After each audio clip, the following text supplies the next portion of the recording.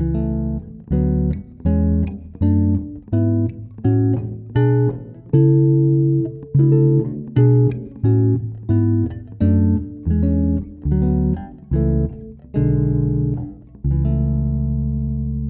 this week I want to talk about playing chord scales, and I'm playing them on my 6-string bass, but a lot of these ideas you can adapt onto 4 and 5-string basses as well.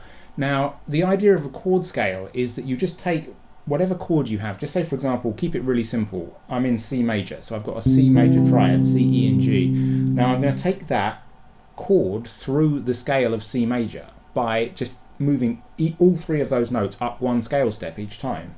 And what I get is C major, D minor, E minor, F major, G major, A minor, B diminished, and then you get back to C. And then you can take it back again. So just like when you're practicing a regular scale, you can go up and down, go both directions. Okay, so that's just the simple concept of a chord scale. Now you can do that with any chord voicing, no matter how difficult the chord voicing is. You can always take it through a chord scale. So every chord has an implied parent scale that goes with it.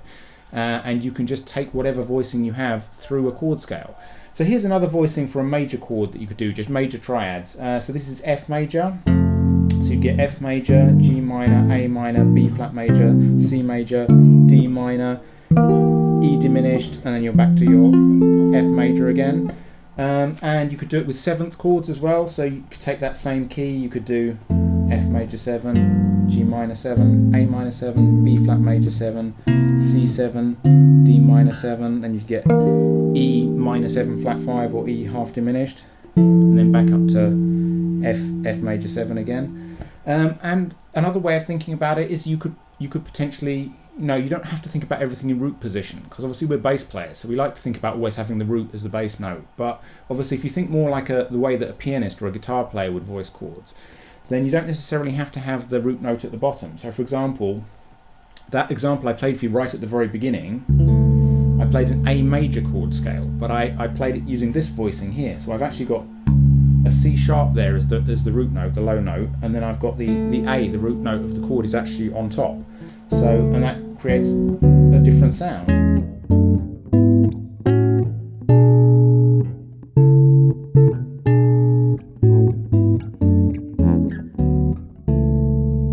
So all different ideas that you can think about. And I did this actually in a previous practice diary video. I think way back, one of my earliest practice diary videos. I did a video of an Oteil Burbridge chord. I'd seen him playing a really cool voicing, and I thought, that's nice. Can I take it through a chord scale? So that's a more advanced application of this, where you take a really interesting chord voicing and move it through a chord scale.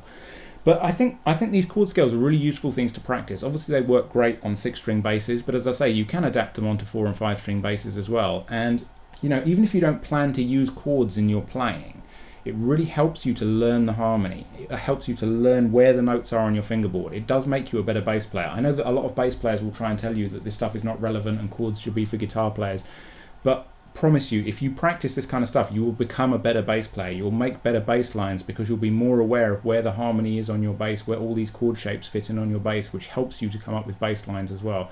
So it's really useful and relevant stuff, and also it will help your technique as well, because they're technically quite awkward to play, some of these chords, and so it really helps you to think about playing all these multiple notes at the same time. So yeah, that's my advice. Practice some chord scales, and it will really help you become a better bass player.